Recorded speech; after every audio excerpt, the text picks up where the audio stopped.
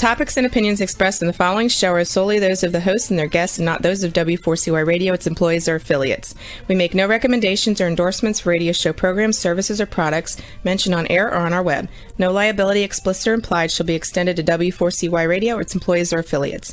Any questions or comments should be directed to those show hosts. Thank you for choosing W4CY Radio.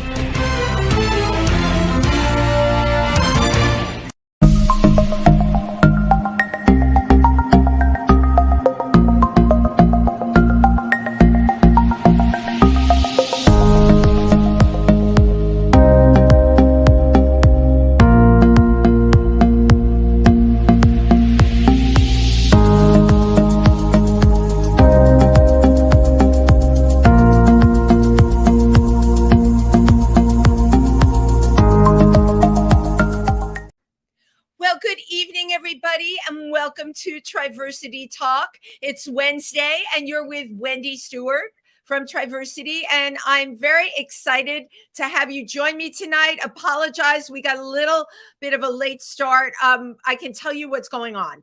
I live in New York City, and my guest is also in New York City. I'm just going to take a guess that she got stuck in the gridlock alert that none of us got today, because every time the president comes to town, everything stops. And I can honestly tell you, it took me from the Lower East Side to get home tonight 1 hour and 20 minutes. My God, I could have driven to Pennsylvania in that amount of time. So that'll just give you an idea of what it's like. But I have a very, very special guest tonight. I originally knew her from the dance floor, only from dancing.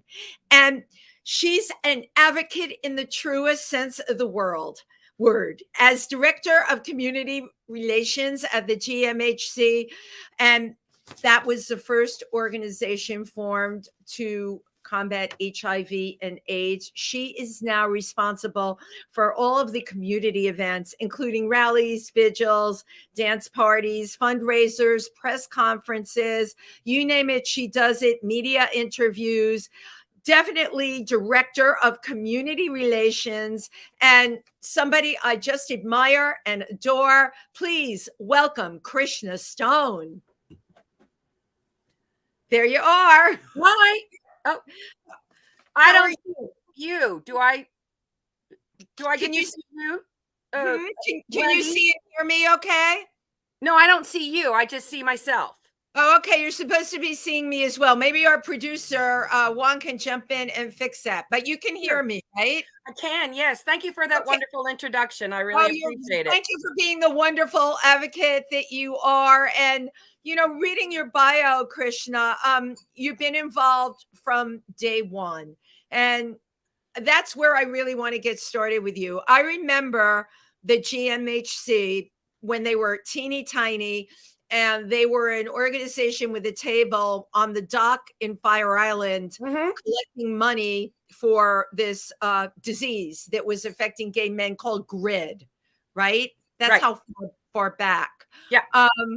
You've been there since the beginning. How did you get started with the GMHC?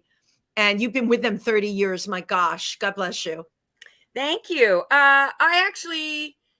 my first connection to GMHC was with the first AIDS Walk in New York. AIDS Walk New York in 1986. I remember that day vividly, entering Lincoln Center, where the band shell is behind the Lincoln Center concert halls. And I was just blown away by all the people that were there, especially at that time when there was lack of government support, particularly the federal government. And that's why the two founders started AIDS Walk New York, because of the lack of response from the federal government in particular, but other elected officials. So it was just really stunning to me. And we were also... And in 1986, at the height or the beginning of the height of losing so many people. It was and you remember it was the beginning of the belly of the beast. I think one of the first people that we personally knew, the Marlboro Man, everybody, it was weird because it had started to hit people, but when it started to get on a celebrity level, that's when people really start paying attention. I don't know why that is, but quote unquote, that's when they say to themselves, "Oh, gee, this shit's real," you know? Yeah. Yeah.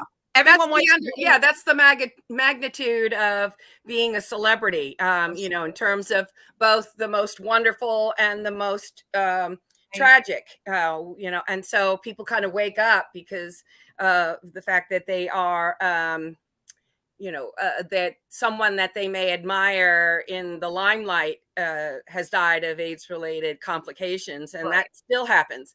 So essentially, I volunteered off and on until I was hired in 1993. And then by 93, people were getting, not all the people, but the people, I know a number of my friends were able to get the cocktails by then. That would be 96.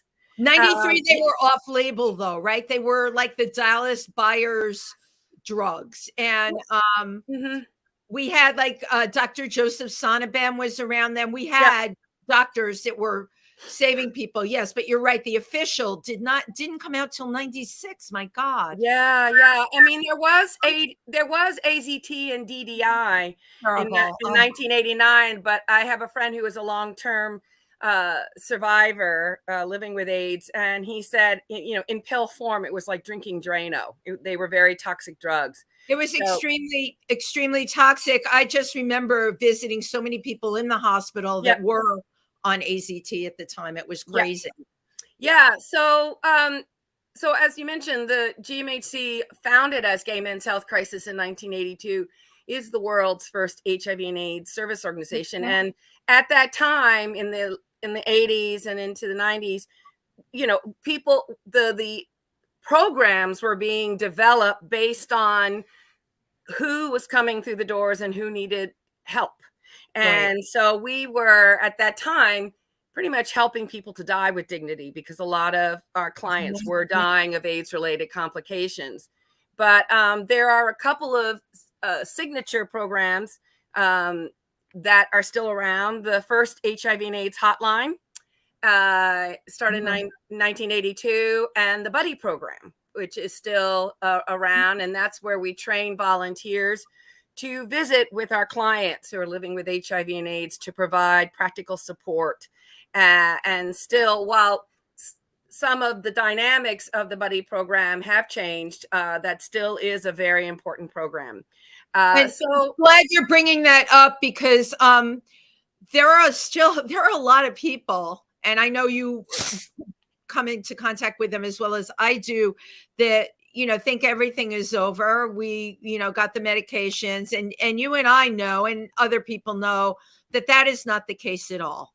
Yeah, I agree with you. And while there were pretty severe times in the 80s and 90s as it relates to the HIV and AIDS epidemic, it's still not over. Our work continues.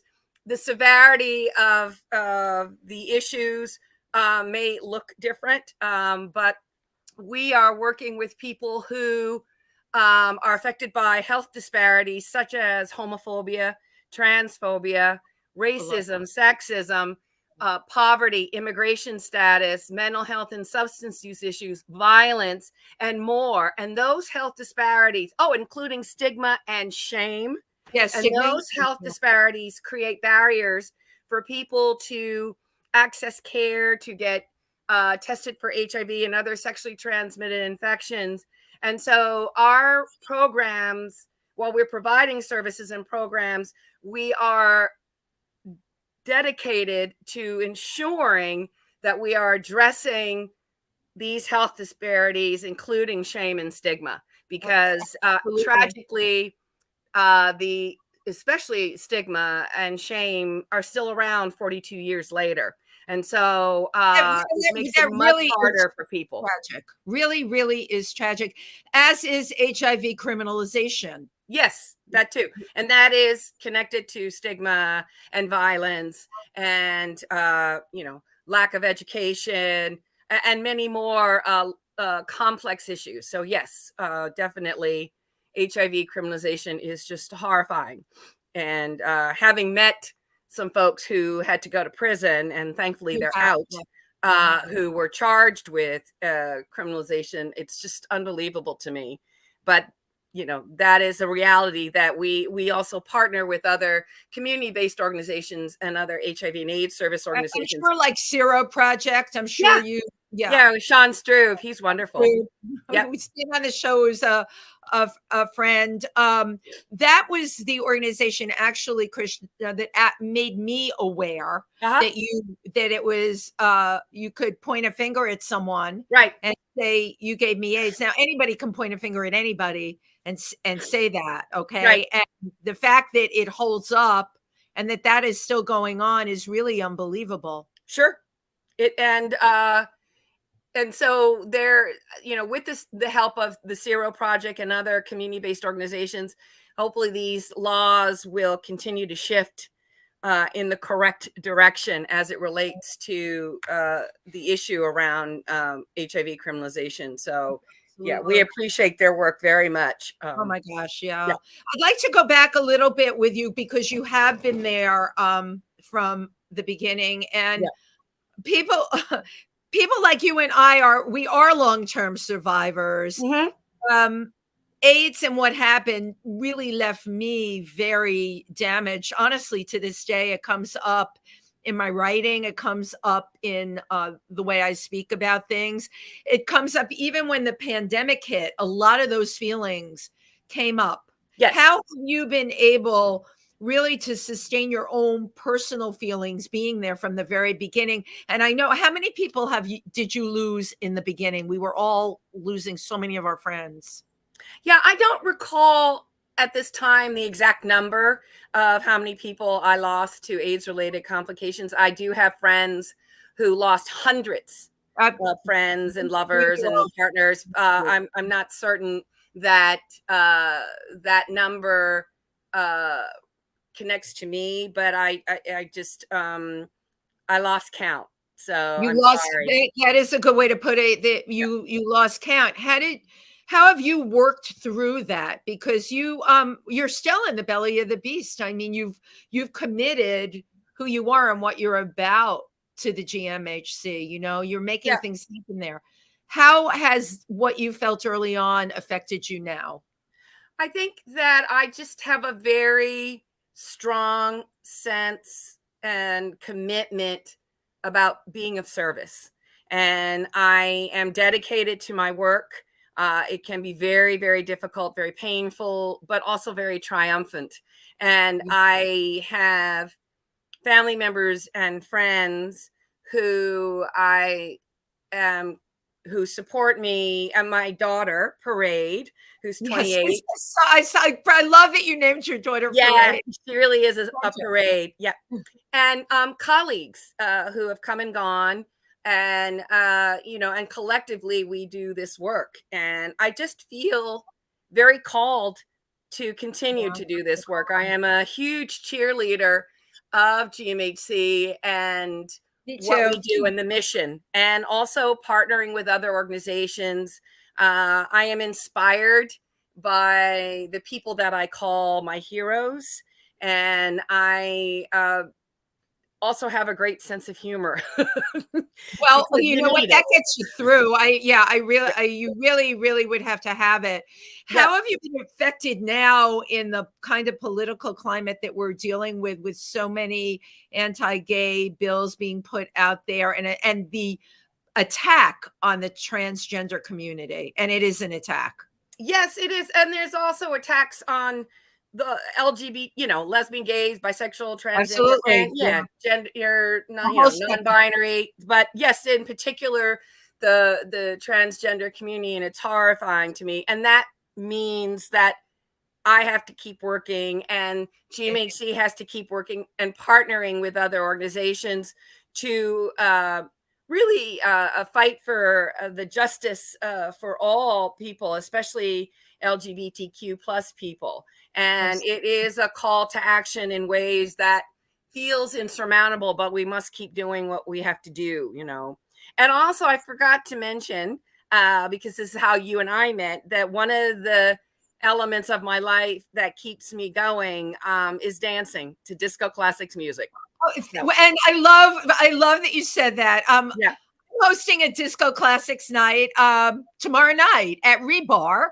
So, and that's for anyone listening. And if you can come, Rebar is, I believe, 225 West 19th Street. Yeah, I know exactly where it is.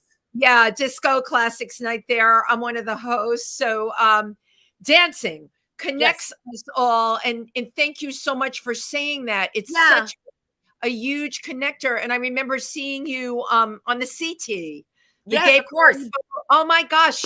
So incredible. And that's been around for so long. Yeah. And I mean, it's really, for me, disco classics music is a form of prayer. And it's a way of developing and nurturing community. And then when you have outstanding DJs like Robbie Leslie, my friend, who I love and adore, he's one of my heroes. Love Robbie Leslie. Told him you were going to be on the show tonight. I'm sorry? I told him you were going to be on the show tonight on Facebook. Oh, good. Yeah, he's just. I love Robbie. Yeah. And there are a few other DJs that still know how to bring people to a community. Fernando Carnivale is another one. Sorry, I can't hear you. Well, can you hear me now? Yeah, it's just it's hard because I don't see you, but I'm trying to hear you and respond. But what this music does for folks, at least for me, is it allows for us to feel joy, to miss our friends, but it's orgasmic. You know, disco classics music is orgasmic, and it's just an extraordinary body of music. And if you have a DJ like Robbie Leslie, he's like the bishop, you know, or the maestro. Wow. You know what I mean? Yeah. Yeah, I've had Randy Bettis on the show as well. Yeah. Another, you know, amazing DJ. Music is a great connector. Yeah. Now, I know you do a lot in the community, right? Putting things together. How do you use music in that way? Well, GMHC, starting in, I think it was 1991. Yes, it was. Organized the AIDS Dance-a-thon, and it was 10,000 people at the Jacob Javits Center dancing for the right thing. And so it's my favorite GMHC fundraiser out of all the ones that we do. And so that the Dance-a-thon occurred for a number of years, then it stopped. And then in 2019, we brought it back, and it was just brilliant. And in between that, when my friend Mel Sharon died, who was connected to the Paradise Garage and West End Records, he when he died in 2007, he bequeathed the Paradise Garage trademark to GMHC because he wanted that trademark to be forever connected to AIDS activism and HIV and AIDS activism and fundraising. And so there was a time where we worked with other HIV and AIDS service organizations and party promoters to host dance parties with the Paradise Garage trademark and DJs who knew that music from 1977 to 1987. Wow. And and so because I manage the Paradise Garage trademark on behalf of GMHC, I still stay connected to people who want to use the Paradise Garage trademark and also who want to host parties in the spirit of Paradise Garage. Paradise Garage, yeah. Do you get a lot of requests from like so I go to some of the big Brooklyn clubs. Do you get a lot of requests from those clubs to use the name?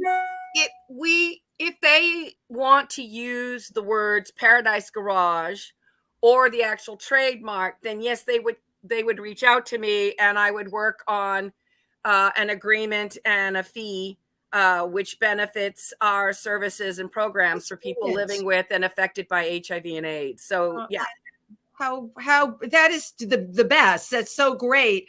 I was totally unaware of that, and I'm sure a lot of our listeners are. So that's a brilliant way of using a trademark to raise money for good now, right? Yes, it is. It is really very beneficial and very much an uplifting experience. For example, Lincoln Center on April 14th had an event in this, and it was created in the spirit of the Paradise Garage, and I was able to speak briefly about the Paradise Garage, the trademark, and also the impact of the HIV and AIDS epidemic on dance clubs and Absolutely. the dance music industry. And so people were very receptive and very thankful that I actually talked about that. And also the power of community when people come together without judgment and without Yes. shaming others, just to dance to great Right. music. Yeah. It's just all about the dance.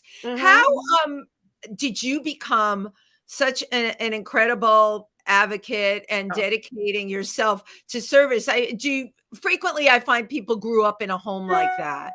But then you have people that it's just in them. What is your story? I think it's both. I grew up in a home where my parents really were very much committed to being of service, especially for how they perceive social justice issues at that Ah, time. In the '60s and the '70s on up, and so then so I grew up volunteering and also understanding how to join with others to fight against social injustices. right. And also, I continue, except within the last couple of years due to the COVID-19 pandemic, but I have volunteered at other community-based organizations, and one of which is New York City Pride, which is also known as Heritage of Pride. And Yes. for 21 years, I volunteered as one of the announcers along the New York City Pride March route. And it was one of the best days each year of my life. I mean, And it's Krishna, I have heard your voice because I have marched in it for Mhm, the last 30 years. mhm. And World AIDS Day, which you got an award for your work that you did during World Pride. Yeah, I had, yeah, last year, I was given an award from the New York City Department of Health and Mental Hygiene Oh, for my amazing. work at GMHC and for helping to plan citywide events. So that was really quite What lovely. an honor, you know? Yeah. And also one of the most extraordinary honors I've had was when in 2017, I was one of the 4 grand marshals for the New York City Pride March. So that was just extraordinary. And And so, yeah, wow. yeah. But I do the work, I do the volunteer work because I love being of service. So, being given an award or being a grand marshal is just another extraordinary boost on top of the service. It's not, I always say it's nice to be recognized, but I'm very much on the same vein as you are. I Yeah. do it actually because I have to. I Yeah. just feel I have the energy and I have the awareness, right, of what's going on, and Right. things really frustrate me. What's Yeah. going on now really frustrates me. Oh, absolutely. Also, you're talking about our Pride March, which has now become very divided. That Mhm. frustrates me. And Yeah, I'm very I'm deeply saddened by a decision that was made uh, uh 1 or 2 years ago by either some of the board members and the leadership of New York City I Pride, where know, they banned Gay Officers yep, Action League of New York from marching. right. So I've been very vocal about that because I feel that Goal New York does some of the best service for Absolutely. the LGBTQ community in all communities. Right. And they're some of the bravest and the most beautiful people I know. Agreed. And so I am not finished advocating for their return. So I will keep advocating for the return of Gold to march in their dress blues. That's And exactly how they want to in their march as well. I that's correct. agree. I don't know if you know this, but it took 25 years of being in court to be allowed to wear their dress blues. I did not know that. Yeah, Wow. 25 years of court cases back and forth, because the other clubs, the police clubs like the Black Police Officers Club and this club, they're all allowed to wear their dress, they were all allowed to wear their dress blues whenever it was appropriate, except for the Gay Officers Action League of New York. I can't So, believe that. Wow. I yeah, had no idea, which yeah, is all the more reason listening to what you're saying. And we had someone join the Imperial Court of New York from Goal, and she said she was happy to be part of something because it deeply affected her that she could not be part of the march. Right. And that is, to me, that's just wrong. And I personally don't know what to do about it. I mean, if there's anything that you think of, where you can involve other people, absolutely reach out. Sure. Yeah, and I stopped volunteering because of that with New York City Pride. What I did do last year was, because of my work at GMHC, I was a marshal for our contingent. So I made that decision because that's part of my job, is to do that. And so, but if I were to be asked to volunteer as I have been over 20, for 21 years, I would have to decline. And so, but I still am trying to figure out what else I can do, and what others are trying to do in terms of appealing to the leadership of New York City Pride. Have there been any appeals, people just sitting down and talking to each other? The people that I'm friendly with that are supporting the alternative Pride, they feel that the march, our original march, became too commercialized, to this, to that. We need to get back, to our original grassroots. My personal feeling with what's going on politically in our country, we all really need to be on the same page. Right, exactly. Why are we divided? This makes no sense. It makes no sense, and not for nothing. We're New York City. Yeah, we still are a powerhouse and a launching ground for LGBTQ community. You can get support here.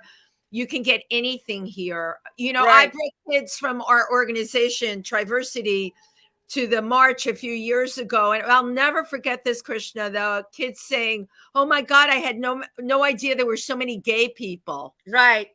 You're alone, when you hear a young person say that, that's really powerful. Yeah. It's very, very, very powerful. Yeah. And and I have offered all kinds of suggestions, around, if people, say, well, I feel triggered to see a police officer in their uniform, then I said, well, then perhaps, workshops or discussions can be organized around what happens if you feel triggered.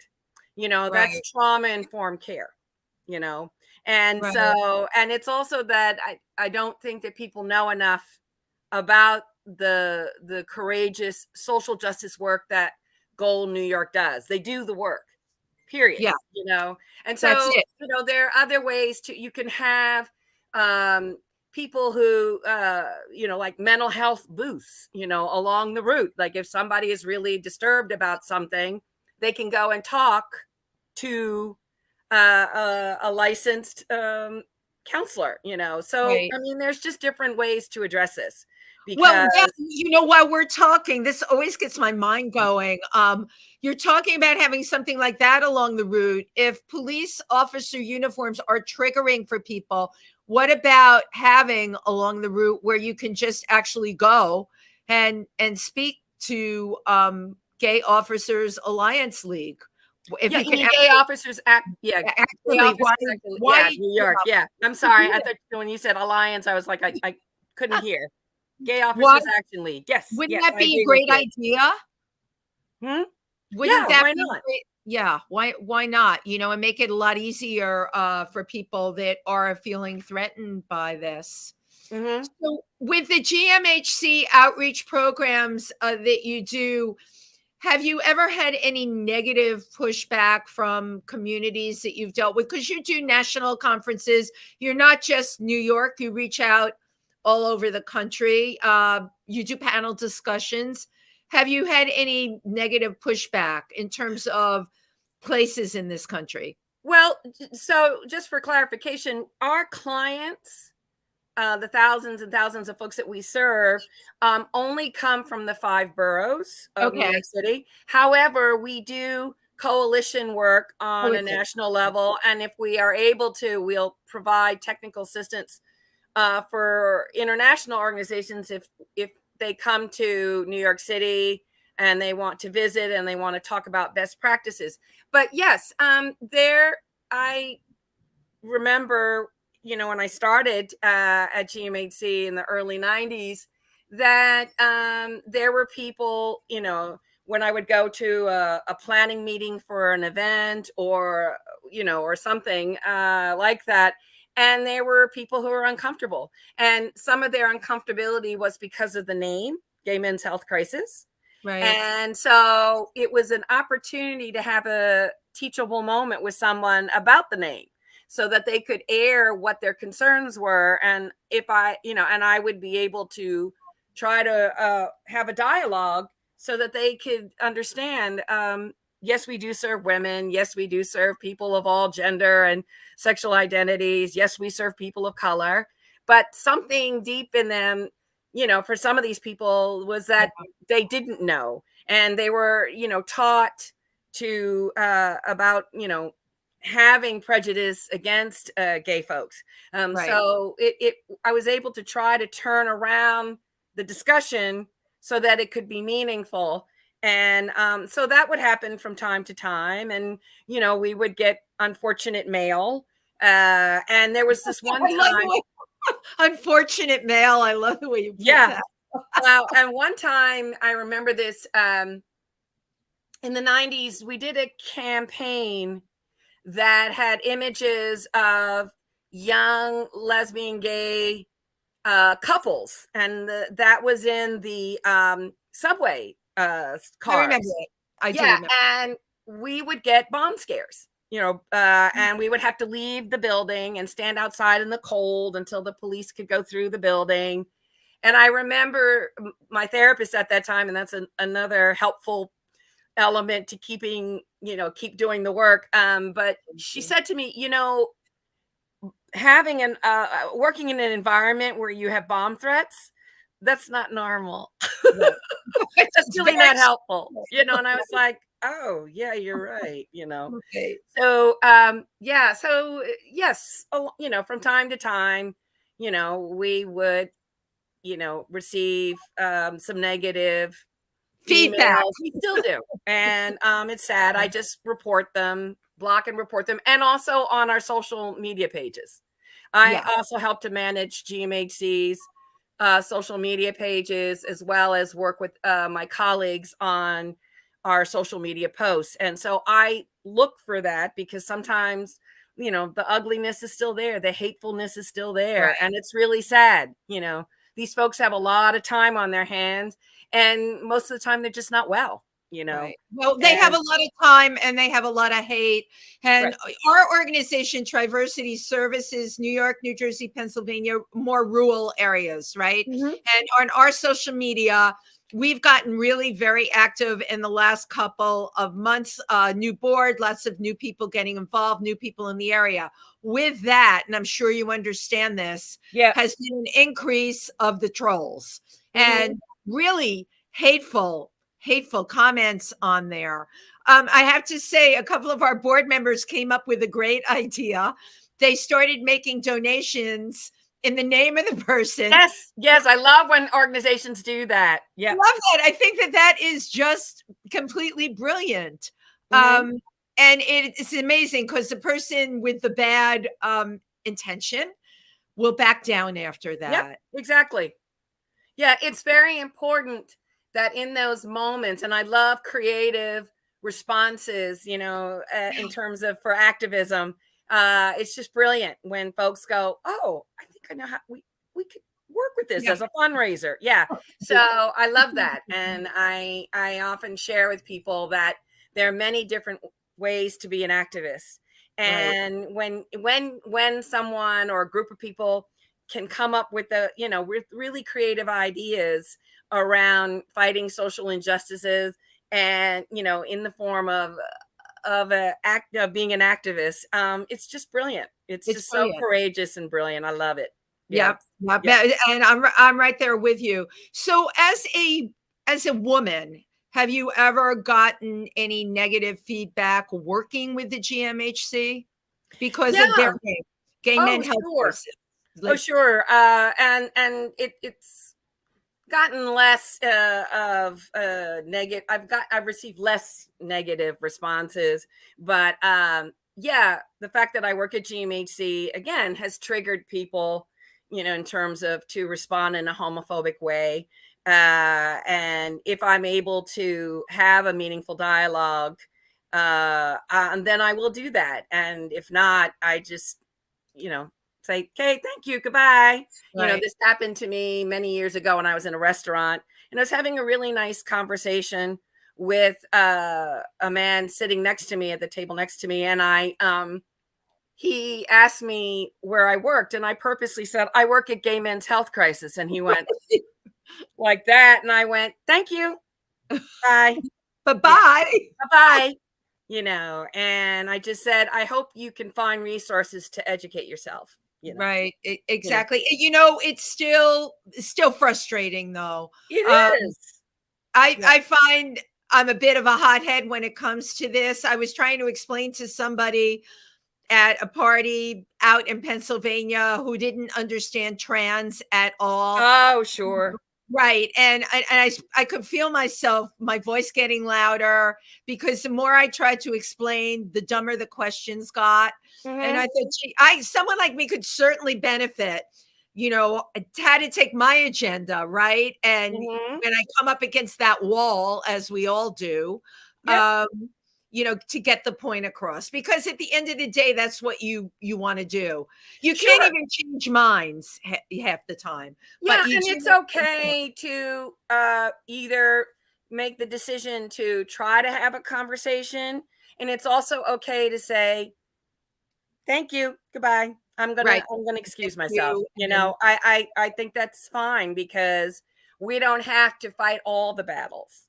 And so when when it's workable, that's lovely. When it's not, that's okay. Right. There's plenty of resources, that can be offered to this person. Like I had a parent call me a number of years ago because we had another campaign called I Love My Boo. And I remember that one. Huh? I remember that. Yeah, and it's award-winning campaign, and it was basically funded to develop public service campaigns with pictures of young gay men as couples, and the premise was that I love my boo or I love my boyfriend, and we take care of each other and we talk to each other and we encourage each other to get tested. So that was the premise. So this person called me and he identified himself as a father, and he said, that campaign is in a phone kiosk right near where my son goes to school. And I took a deep breath and I said, your son's fine. Right. And if you would like to talk to some folks about this campaign or about what it means to be gay, I can provide some resources. Right. And he goes, no, my son is not fine. I went, I'm sure he is. And I'm sure he's not bothered by this campaign. But you are. I think it's you, right, as an individual that are struggling. And I can provide some resources that you can talk about your struggles. Right. You know what? Good for you. Because of where you're based out of, that is an incredible thing, because you can actually give people tangible materials on how to overcome their homophobia or transphobia or whatever phobia they have. You are in the belly of the beast for resources, which is quite incredible. We've had issues locally in Pennsylvania where we're based out of with the school board. They're an ongoing thing. And you've heard about these school board meetings all over the country. Yeah. You hear things that would make your hair stand on end. Yeah. You can't believe that you're hearing it. And lots of times the kids really are okay. Yeah. The parents aren't. Yeah. It's whatever these parents are dealing with internally. And also, and it's multi-layered. Right. Some of the, the hatred that they're taught comes from a community that just continues to send out those messages. But what happens if that parent is internally homophobic because he really desires to be with another man, or a mother who really desires to be with another woman? So that becomes even more imprisoning when they can't really be themselves. Exactly. And then you add on other stuff. Right. You know, our mental producer health just gave issues me and substance the use. thumbs up that our time is up, and I don't know where the night went to. Oh, can I put in a plug for AIDS Walk New York? Absolutely, really quickly before he cuts us off. Oh, okay. I thought, oh yeah, you're right. It's 7:50. I'm so sorry to have been. That's okay. AIDS Walk New York is May 20th. Sunday, May 21st. It's our largest fundraiser benefiting GMHC's services and programs. Please join us. The website is aidswalkny.org. You can walk with friends, family. You can walk by yourself. You can bring your dog. But it's Sunday, AIDS Walk New York, Sunday, May 21st. Be there or be square. Krishna Stone, thank you for being who you are, and thank you for being here tonight. Thank you so much for the opportunity.